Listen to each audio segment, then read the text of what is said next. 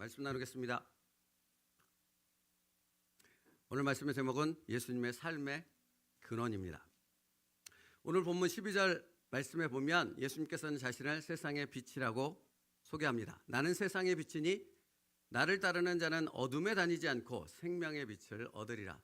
나는 세상의 빛일 뿐만 아니라 나를 믿는 자는 생명의 빛을 그 마음에 소유하게 된다라고 말씀하십니다. 예수님께서 자신을 세상의 빛이라고 소개하시자 바리새인들이 즉시로 반응하지요. 13절이요. 그냥 알아서 계속 띄워주세요. 바리새인들이 이르되 내가 너를 위하여 증언하니 내 증언은 참되지 아니하도다. 예수여, 당신이 말하는 것은 알겠는데 이해는 하겠는데 당신의 말은 옳지 않소, 정당치 않소 라고 바리새인들이 말하는 것입니다. 만약 너가 말하는 것이 옳다는 것을 증명하기 위해서는 너보다 더 큰 권위를 가지고 있는 누군가가 너의 말을 증명해야 한다 라고 말하는 것입니다. 이것이 유대인들이 정한 법이거든요. 그러자 예수님께서 그들을 향해 뭐라고 답하시는가? 14절입니다. 이것은 같이 읽겠습니다. 14절 시작. 예수께서 대답하여 이르시되 내가 나를 위하여 증언하여도 내 증언이 참되니 나는 내가 어디서 오며 어디로 가는 것을 알거니와 너희는 내가 어디서 오며 어디로 가는 것을 알지 못하느니라. 참되지 않아. 왜냐하면 너보다 큰 권위가 너를 인정하는 것이 없기 때문이야 라는 부분에 예수님은 아니야. 내가 나를 위하여 증언하여도 내 증언은 참된 것이야. 나의 말씀은 권위가 있는 것이야 라고 말합니다. 그 다음에 뒤에 이 붙여지는 설명이 뭔지 아십니까? 너희가 알지 못하는, 너희가 최고로 여기는 그 권위자가 나의 말을 증명하고 있는데 너희가 그 영적인 세계를 알지 못하니까 그분이 나의 말을 증명하고 증언하고 계심에도 불구하고 너희는 그것을 전혀 알지 못한다는 것입니다.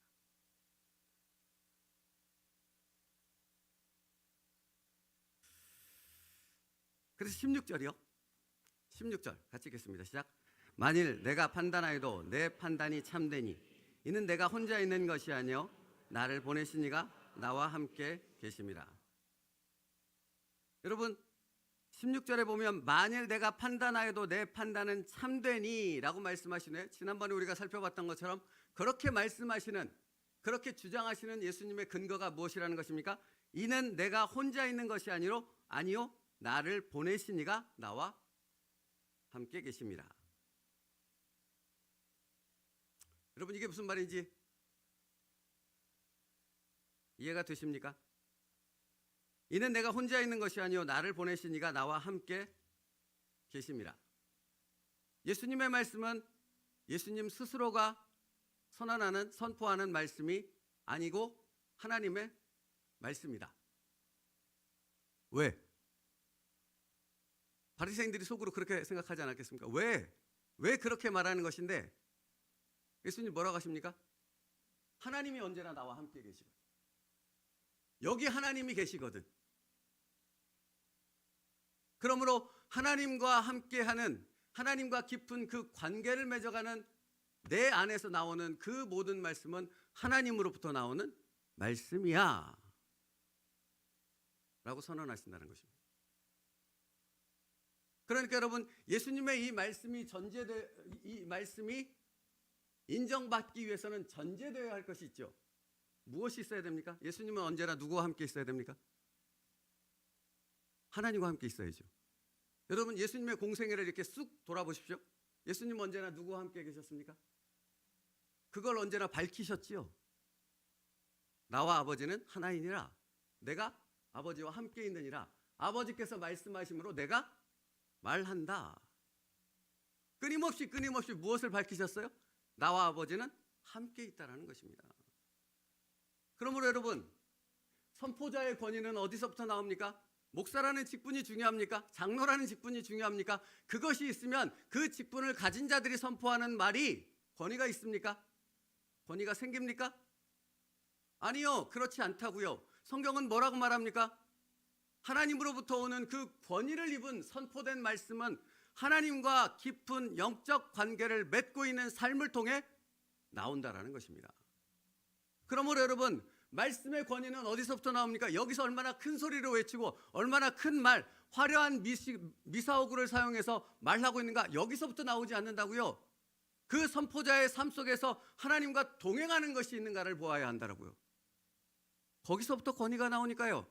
예수님의 말씀은 그렇게 분명히 말씀하고 있습니다. 말씀의 권위는 그가 하나님과 동행하는 삶 속에서부터 그 권위가 나오고 그 동행하는 삶을 통해 하나님께서는 그의 삶에 하나님의 권위를 나타내신다라는 것입니다.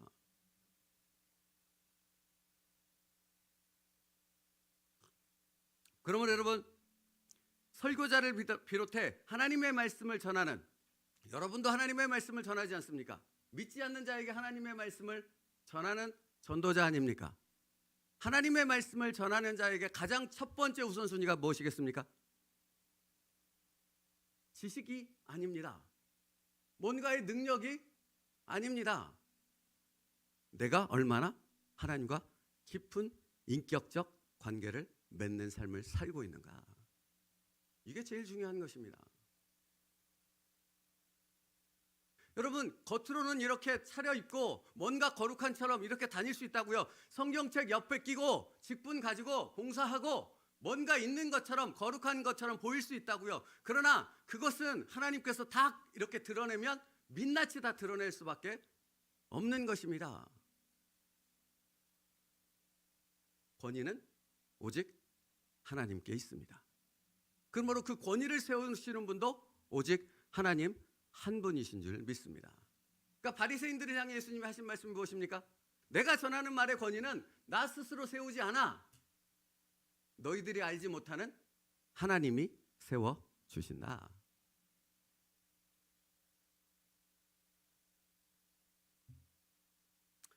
그러니까 예수님의 말씀은 하나님과 인격적 관계를 맺은 사람은 하나님께서 인정하신다라는 것입니다. 그의 모든 삶, 그의 선포되는 말씀, 그 모든 것을 하나님께서 권위를 부여하신다라는 것입니다. 요한복음 12장 49절 50절. 요한복음 12장 49절 50절 같이 읽겠습니다. 시작. 내가 내 자의로 말한 것이 아니요 나를 보내신 아버지께서 내가 말할 것과 이를 것을 친히 명령하여 주셨으니 나는 그의 명령이 영생인 줄 아노라. 그러므로 내가 이르는 것은 내 아버지께서 내게 말씀하신 그대로니라 하시니라. 여러분, 명확하게 말씀하죠. 보세요. 앞에서부터 띄워줘 보세요. 내가 내 자의로 말한 것이 아니요 나를 보내신 아버지께서 내가 말할 것과 이를 것을 친히 명령하여 주셨으니. 누가 주셨다고요? 여러분 전도하실 때 제가 무당한테도 가서 전도해 봤다니까요. 그러니까 전도 훈련에 그런 것들이 있어서 굉장히 다양한 사람들을 만나서 전도해 봤습니다. 길거리 나가서 지하철 이렇게 붙잡고 여러분 예수 그리스도의 복음을 들어보시죠 하고 이렇게 전도도 해봤고요. 버스 타고도 전도해봤고 길거리 가면서 알지도 못하는 사람 붙잡고도 전도해봤고 여러분 그 수없이 많은 전도를 할 때 제 마음에 두려움이 있었습니다. 전도를 해본 사람은 압니다. 무슨 두려움이겠습니까? 내가 도대체 무슨 말을 해야 되나. 버스 이렇게 딱 손잡고 이렇게 뭔가를 말하려고 섰어요. 이렇게. 그러니까 보통은 이 진행 방향으로 고개를 돌리고 서 있는 거잖아요. 여기 지금 여러분은 지금 버스 진행 방향으로 보고 있고 저는 여러분을 향해 이렇게 고개를 들고 딱 쓴 거죠. 그러니까 쟤 뭐야 하고 쳐다보는 건 아니겠습니까? 그럼 순식간에 머리가 하얘지는 거죠. 뭘 말해야 되는 거야? 여러분 근데 하나님이 말씀을 주시더라고요. 하나님이 무언가 내가 선포해야 될 것들을 여기 안에서 깨닫게 하시고 선포하게 하시더라고요.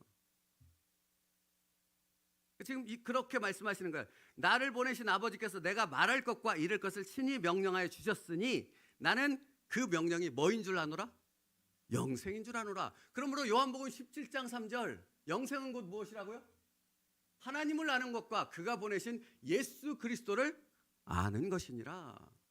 영생이 그것이라고요. 영생을 받았다면 여러분은 누구를 알아가야 되는 것입니까? 하나님을 계속해서 알아가는 겁니다. 여러분 하나님을 아는 것이 쉽겠습니까? 저와 여러분이 지금 공동체 안에서 알아가고 있는 거죠. 여러분 사람과 사람이 알아가는 것도 쉽지 않아요. 그죠? 그런데 우리가 알지 못하는 영적 세계 거기를 다스리시는 전능하신 하나님을 알아가는 게 어찌 쉬울 수 있겠느냐고요. 쉽지 않습니다. 그런데 중요한 건 영생은 하나님을 아는 것입니다. 그러므로 하나님께서 여러분의 삶을 인도하시잖아요. 누구를 알게 하시겠습니까? 하나님을 알게 하시는 거죠. 내가 누구인지를 여러분의 삶 속에서 하나님은 알게 하신다고요. 여러분의 삶의 여러 가지 과정들을 통해서.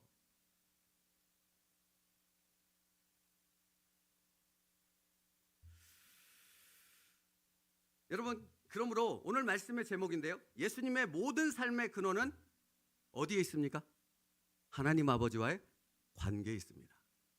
근데 여러분, 이게 우리에게 너무나 중요하다는 것은 왜인지 아십니까? 예수님을 닮은 그리스도인의 모든 삶의 근원은 어디에 있겠습니까? 하나님과의 관계에 있다라는 것입니다. 그 하나님을 알아야지요. 하나님과 날마다 관계를 맺어야지요. 여러분의 삶에 지지고 볶고 여러 가지 일들, 험악한 일들, 고난의 시간들이 있는 이유는 하나님께서 여러분과 하나님에게 깊은 관계를 맺기 위해서 그 삶 가운데로 인도하신다라는 것을 알아야 한다고요. 모르면 불평만 하는 것입니다. 광야 40년의 이스라엘 백성들처럼. 모르면 자기 감정만 끊임없이 폭발하는 거예요. 근데 알면 모든 것이 은혜입니다. 가 되는 것입니다. 하나님을 알 때 그렇다고요. 모르면 그 고백이 나올 수 없거든요. 예수님을 닮은 그리스도인의 삶의 근원 역시 하나님과의 깊은 영적 관계에 있음을 기억하십시오. 이번 주 새벽 말씀에 오늘 말씀과 연관된 새벽 말씀이 있어서 잠깐 나누려 합니다. 이번 주 새벽 말씀에 하나님의 부르심을 듣는 귀라는 제목의 말씀이 있었습니다. 이사야 선지자에 대한 말씀인데요, 이사야 선지자가 하나님의 말씀을 들었습니다. 이사야 6장 8절인데요. 내가 누구를 보내며 누가 우리를 위해 갈고 하시니 그때 내가 이르되 내가 여기 있나이다 나를 보내소서 합니다. 이거 잠깐 띄워보세요. 여러분 보세요. 여기서 주목해야 할 부분은 하나님께서는 이사야 선지자를 특정하여 그를 따로 부르시지 않았다고요. 이게 우리가 주목해야 될 부분이에요. 여러분 여기 한 60, 70명 있는데 하나님께서 너 일로 와봐 내가 너에게 할 말이 있어 이렇게 이사야 선지자를 따로 특정하여 부르지 않았다고요. 하나님은 모든 사람들을 향해 하나님의 말씀을 선포하셨다고요. 근데 중요한 건 무엇입니까?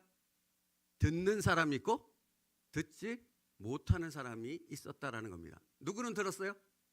이사야는 들었어요. 이사야는 하나님의 음성을 들었어요. 그래서 반응할 수 있었던 것입니다. 누가 나를 위해서 갈고 그랬더니 이사야가 나를 보내소서 하나님 내가 여기 있습니다. 여러분 그래서 새벽에 제가 이렇게 말씀드렸어요. 하나님의 부르심은 들을 수 있는 자에게 들리는 거라고. 그러면 누가 들을 수 있습니까?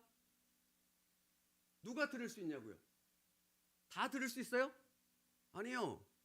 하나님과 깊은 인격적 관계를 삶 속에서 맺어가는 사람이 하나님의 음성을 들을 수 있다고요.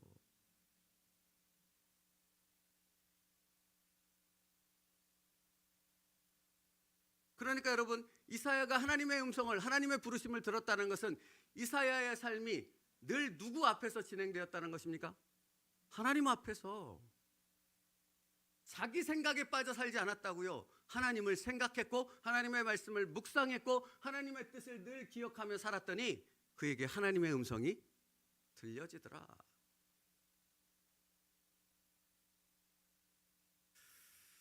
하나님의 부르심은 하나님과 영적 관계를 맺고 있는 사람만이 들을 수 있습니다. 그래서 로마서 5장 8절은 이렇게 말하는 것입니다. 로마서 5장 8절이요. 같이 읽겠습니다. 시작. 우리가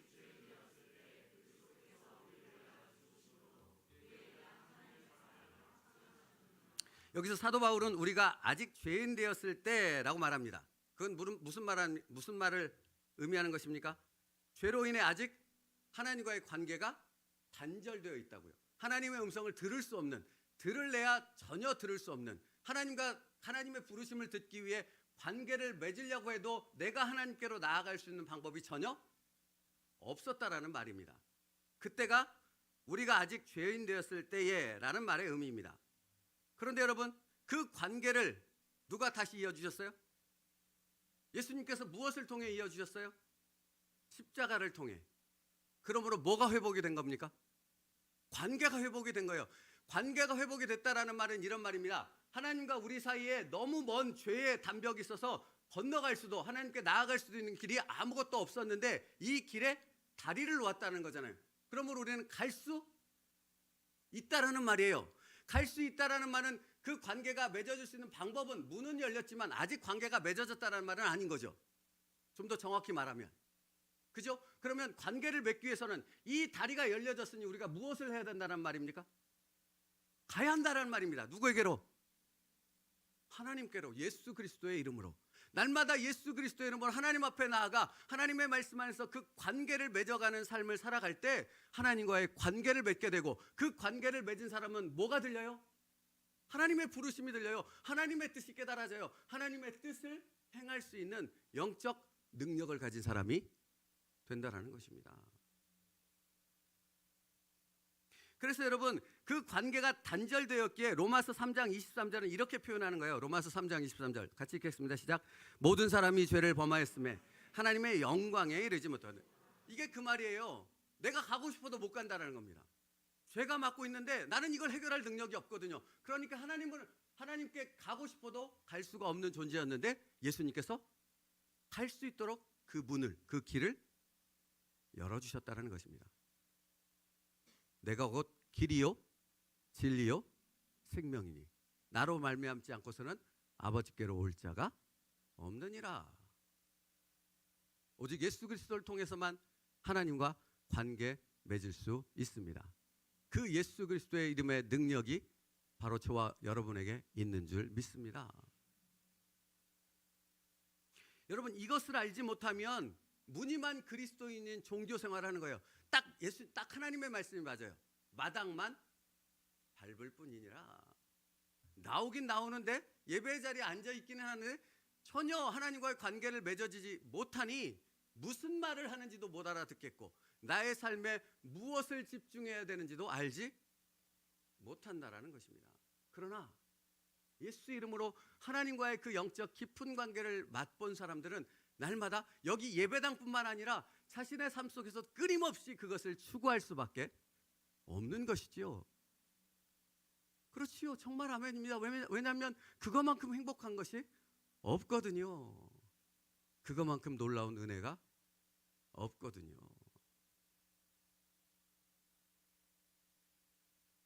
그래서 성경 하나만 더 보겠습니다. 에베소서 2장 12절 13절인데요. 2장 12절 13절이요. 우리 같이 읽겠습니다. 시작. 그때 너희는 그리스도 밖에 있었고 이스라엘 나라 밖의 사람이라. 약속의 언약들에 대하여는 외인이요 세상에서 소망이 없고 하나님도 없는 자이더니 이제는 전에 멀리 있던 너희가 그리스도 예수 안에서 그리스도의 피로 가까워졌느니라. 아멘. 앞에 이 12절부터 띄워줘 보세요. 그때란 하나님과의 관계가 단절되었던 상태이지요. 그때는 어떤 존재였습니까? 외인이요 세상에서 소망이 없고 하나님도 없는 자이더니 입니다. 그랬던 우리가 이제 13절이요. 이제는 전에 멀리 있던 너희가 그리스도 예수 안에서입니다. 누구 안에서? 그리스도 예수 안에서 그리스도의 피로 가까워졌느니라. 누구와? 하나님과. 여러분, 하나님과 가까워졌다는, 하나님과 관계 맺을 수 있는 길이 열렸다라는 것은 은혜요 축복이지요. 그것을 누려야 되겠지요. 그것을 누리는 여러분 될 수 있기를 축복합니다. 그건 어거지로 내가 감당해야 될 어떤 복을 받기 위한 수단도 아니고 천국에 들어가기 위한 내가 몸부림쳐야 되는 어떤 방법도 아니에요. 하나님과의 관계 맺으면 뭐라고요? 은혜라고요. 복이라고요. 기쁨이라고요. 내가 그 어디서도 누릴 수 있는 진정한 행복을 거기서 우리는 누릴 수 있다라는 것입니다. 근데 그것으로 끝나지 않는다고요. 하나님과 관계 맺으면 하나님의 음성이 들려요. 하나님의 뜻이 깨달아져요. 그리고 하나님께서 내 권위를 높이시는 줄 믿습니다. 아니, 이 복을 왜 안 누리냐고요. 그렇지 않습니까? 그러니까 말씀의 기도의 자리에 나오라는 것은 왜 그렇게 죽도록 권하겠습니까? 그렇죠. 그래야 하는 거죠. 그게 그리스도인이 누릴 수 있는 최고의 행복이거든요. 그러니까 그걸 권하지 않는다면 그건 싹뿐이지 목사가 아닌 거잖아요. 그죠? 최고의 행복을 여러분한테, 최고의 은혜를, 최고의 복을 여러분한테 전하고 초대해야 되는 것 아니겠습니까?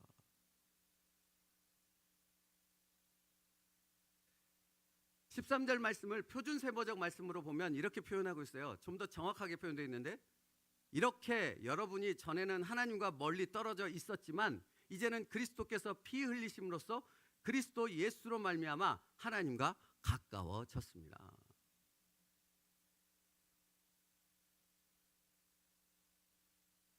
하나님과 함께하는 그 은혜를 날마다 누리십시오. 그 축복을 누리십시오. 그리고 그 축복이 내게 넘쳐서 내 그릇으로는 도저히 감당할 수 없어서 이게 뿜뿜뿜 이렇게 퍼져나올 수 있는 그런 은혜를 여러분의 삶 가운데서 누릴 수 있기를 축복합니다. 그러니까 이것도 경험해 본 사람이 아는데, 그렇게 은혜가 뿜뿜뿜 뿜뿜뿜이라는 단어가 하여튼 뭐 여하튼 그렇습니다. 하여튼 이렇게 터져 나오면 이게 되게 놀라운 얘기를 듣게 됩니다. 나는 평상시와 같이 똑같이 살아가는데 물어요. 아, 목사님 뭐 좋은 일 있으세요? 없어. 하나도 없어. 그냥 하나님의 은혜 가운데 있는 거지.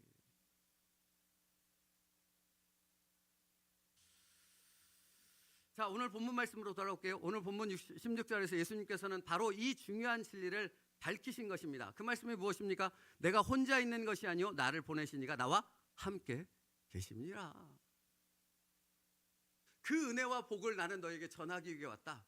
그리고 그 은혜와 복을 전하는 나의 이 말씀에 권위를 주신 분은 나와 함께 계시는 그 아버지 하나님이시다. 사랑하는 성도 여러분, 그러므로 우리가 여기서 한 번 더 묵상해야 될 것은, 다시 거듭 얘기해야 될 것은, 예수님처럼 바울처럼 그렇게 살 수 없을까? 우리 찬양 있잖아요. 예수님처럼 바울처럼 그렇게 살 순 없을까? 그럼 여러분 묻고 싶은 게 있어요. 예수님처럼 바울처럼 산다는 게 무슨 말이에요? 네? 거기 담겨 있는 의미가 무엇입니까? 생각해 보신 적 있으세요?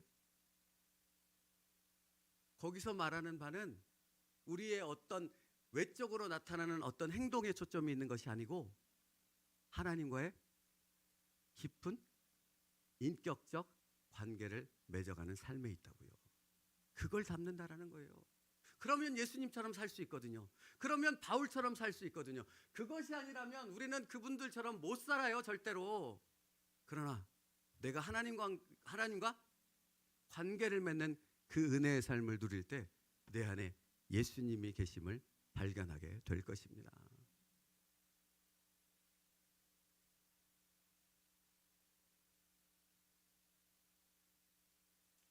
요한복음 14장 12절이요. 요한복음 14장 12절 함께 읽겠습니다. 시작. 내가 진실로 진실로 너희에게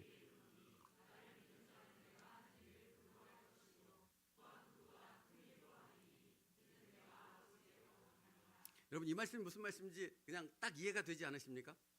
예수님이 놀라운 말씀을 하세요. 내가 진실로 진실로 너희에게 이르노니 나를 믿는 자는 내가 하는 일을 그도 할 것이요 또한 그보다 큰 일도 하리니. 이게 무슨 놀라운 말씀입니까? 근데 이 말씀이 너무나 합당한 것은, 이 놀라운 그 능력은 다 어디서부터 나온다는 거예요? 하나님으로부터. 하나님과 관계 맺게 되면 그 하나님으로부터 나오는 그 놀라운 능력이 우리 안에서 역사한다라는 것입니다. 그렇죠?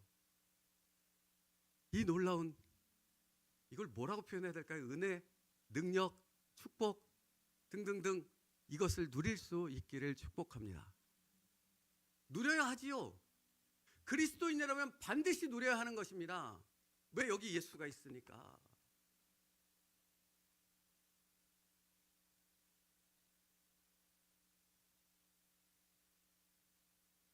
그래서 묻고 싶습니다, 여러분.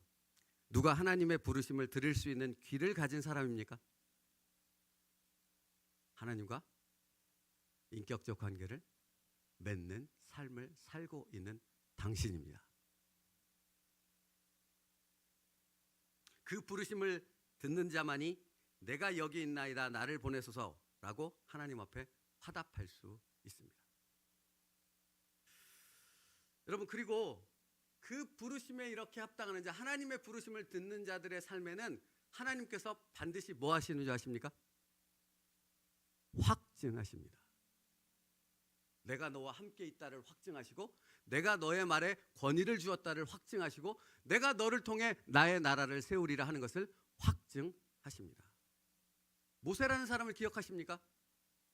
왕자였다가 극에서 극으로 가서 목동이 되어져서 80년이라는 시간을 보냈지 않습니까?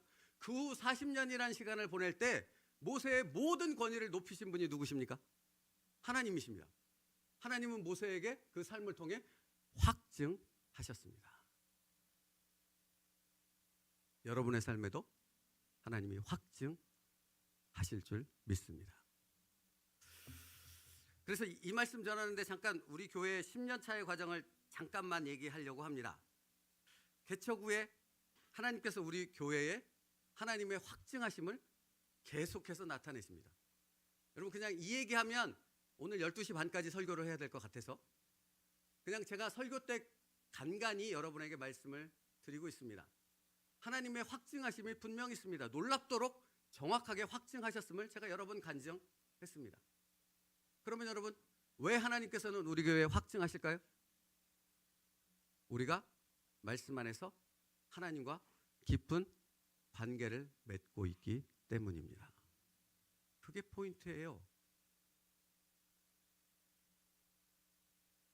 그러므로 여러분, 우리 교회에 벌어지는 모든 일들, 우리 교회를 이끄시는 하나님의 손길을 정확히 분별할 그 눈으로 바라보면 도대체 부인할 수가 없습니다. 하나님의 살아계심을, 하나님의 확증하심을 부인할 수 없다라는 것입니다.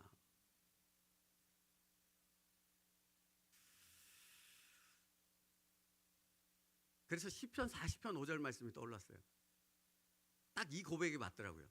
시편 40편 5절 말씀 우리 함께 읽겠습니다. 시작. 여호와 나의 하나님이여, 주께서 행하신 기적이 많고 우리를 행하신 주의 생각도 많아 누구도 주와 견질 수 없나이다. 내가 널리 알려 말하고자 하나 너무 많아 그 수를 셀 수도 없나이다. 사랑하는 성도 여러분, 딱 이 고백이 맞습니다. 내가 널리 알려 말하고자 하나 너무 많아 그 수를 셀 수도 없나이다. 하나님께서 우리 교회와 여러분의 가정에 이 놀라운 은혜를 올 한 해도 계속해서 확증해 주실 줄 믿습니다. 그러므로 여러분, 무엇에 주목하시겠습니까? 무엇에 여러분의 온 힘을 쏟으시겠습니까? 하나님과 관계 맺음입니다. 어떻게 관계를 맺으시겠습니까? 너무 구체적으로 들어가면 괴로우십니까? 어떻게 관계를 맺으시겠습니까? 알아야지 관계를 맺을 거 아닙니까? 사랑은 움직이는 거라면서요. 여러분, 하나님을 알고 하나님과 관계 맺기 위해서는 여러분이 날마다 하나님 앞으로 나아가야 합니다.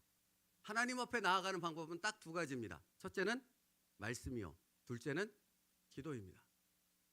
그러니까 여러분이 말씀을 묵상하는 것이 멈추지 말아야 되고요, 여러분이 날마다 항상 기뻐하라, 쉬지 말고 기도하라, 범사에.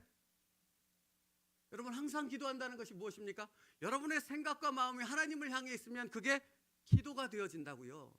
여러분이 찬송을 올려드리는 것이 곡조 있는 기도라고 말하지 않습니까? 그 찬송 가운데 내 마음, 내 믿음의 고백을 실었거든요. 그게 곡조 있는 기도로 하나님 앞에 올려지는 것입니다. 그것이 하나님과의 관계 맺은 삶을 살아가는 것입니다. 올 한 해 꼭 그렇게 사십시오. 그 관계가 더 깊어지시기를 주님의 이름으로 축복합니다. 말씀 마치겠습니다. 시편 40편 8절 말씀이요. 나의 하나님이여, 내가 주의 뜻 행하기를 즐기오니 주의 법이 나의 심중에 있나이다. 시편 기자가 그렇게 고백할 수 있는 근원은 바로 여기에 있었던 것입니다. 하나님과의 깊은 그 관계에 시편 기자는 날마다 주목했거든요. 로마서 1장 17절 말씀이요. 그러므로 여러분, 이렇게 말하는 것입니다. 함께 읽겠습니다. 시작. 의인은 믿음으로 말미암아 살리라 함과 같으니라. 사랑하는 성도 여러분, 의인이 믿음으로 말미암아 산다라는 것이 무엇입니까? 하나님과의 영적 관계를 맺음을 통해서 믿음의 사람들은 살아갈 수 있다라는 것입니다. 그게 없으면 죽습니다. 죽은 것과 똑같습니다. 살았다고 말하나 죽은 자에 불과한 것입니다. 그러나 세상 모든 사람들은 나를 향해 죽었다고 말하라. 하나님은 내가 믿음으로 하나님과의 관계를 맺어갈 때 나를 산 자라고 선언하시고 그것을 확증하실 줄 믿습니다. 이 놀라운 은혜를 우리 함께 누려갈 수 있기를 주님의 이름으로 축복합니다. 기도하겠습니다. 의인은 믿음으로 말미암아 살리라 함과 같으니라. 살아계신 하나님, 올 한 해 우리의 삶으로부터 하나님의 확증하심을 보게 하여 주시옵소서. 그 확증하심은 우리의 일상의 평범한 삶 속에서 날마다 하나님과 깊은 영적 관계를 맺어가는 삶을 살아갈 때 그 확증하심이 있는 줄 믿사오니 말씀과 기도 가운데서 늘 하나님과 깊은 영적 관계를 맺어가는 우리 세움들께 모든 성도들 되게 하여 주시옵소서. 예수님의 이름으로 기도 올리옵나이다. 아멘.